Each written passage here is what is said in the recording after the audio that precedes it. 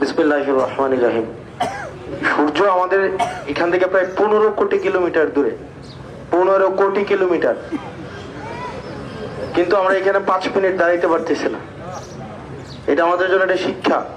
15 কোটি কিলোমিটার যখন দূরে, তখন হচ্ছে আমরা এখানে 5 মিনিট দাঁড়াইতো কেউ ওই চিপা চাপার মধ্যে একটু গাছের নিচে দাঁড়ানোর চেষ্টা করতেছি। ইমাম সাহেব বক্তব্য দিচ্ছিলেন, আমরা বলতেছিলাম তাড়াতাড়ি শেষ করেন, 25 মিনিট টাইম টোটাল ছিল, আমরা সহ্য হইতেছে না। তাহলে যেদিন সূর্য আমাদের থেকে কয়েক হাত উপরে থাকবে, কয়েক হাত উপরে থাকবে, 1.5 হাত, বর্ণনা বিভিন্ন জায়গায় 2 হাত 2.5 হাত আছে, কয়েক হাত উপরে থাকবে, ওই দিনের প্রস্তুতি আমাদের আছে কিনা, এটার শিক্ষাটাই হচ্ছে আজকে মায়াতের এখানে উপস্থিতি। আজকে আপনি এই পাশে, কোন দিন আপনি এই পাশে আসেন এটার কিন্তু কোনো নিশ্চয়তা নাই। আপনি বাড়িতে যাইতে যেতে এই পাশে আবার চলে আসতে পারেন। তা আমাদের এই শিক্ষাটা বা এই মৃত্যুর এই প্রস্তুতিটা আমাদের আছে কিনা, এই প্রত্যেকটা জানাজা আমাদেরকে এই জিনিসটাই হচ্ছে স্মরণ করাই দেয়। এই জানাজার মধ্য দিয়ে আল্লাহ মায়াত সহ যারা জীবিত আছে, আমাদের প্রত্যেকটা মানুষের, যিনি মৃত্যুবরণ করেছেন তাকে জান্নাতবাসী করুক।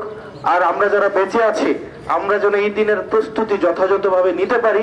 আল্লাহ যেন আমাদের জানা অজানা, প্রকাশ্যে গোপনে আমাদের যত গুনাহ আছে সেগুলোকে মাফ করে দেয়, এবং আমাদেরকে যেন আমি উনার সম্পর্কে কারো কাছে খারাপ কথা শুনিনি।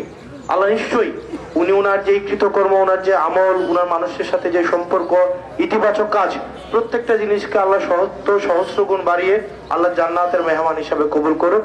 আপনারা সবাই ভালো থাকবেন, দোয়া করবেন আমাদের সবার জন্য। আমরা পারস্পরিক ভাবে দোয়া করি, প্রত্যেকের জন্য কল্যাণ সাধন হয়। আসসালামু আলাইকুম ওয়া রাহমাতুল্লাহি ওয়া বারাকাতুহু। এখন আপনাদের সামনে স্মৃতিচারণ করুন মায়াতের ছেলে জনাব সাইফুল ইসলাম খান। জনাব সাইফুল ইসলাম খান।